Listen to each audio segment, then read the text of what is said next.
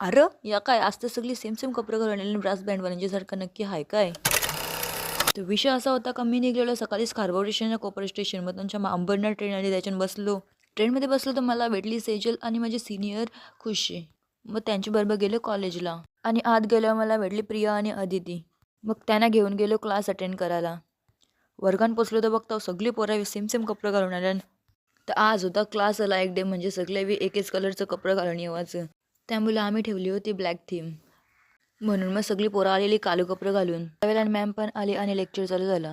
Lecture खपला आणि break चालू झाला. मग सगळे डबा खोलला आणि जेवायला घेतला. बाई याची तर सगळी वाट बघित असताना कवा लेक्चर खपते ना भूक लागलेली असते तर खातो आम्ही कवा. नंतर मग कॉलेजच्या बाहेर गेलो आम्ही जरा चालायला.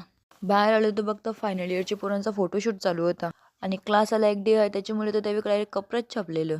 नंतर चालू झाला ट्रेजर हंट गेम. त्याच्यानं आम्ही पण पार्टिसिपेट घेतलेलं बट काय फायदा नाही झाला. आम्ही जिंकलो तर नाही. मग आजचा डे तर इकडंच खपला.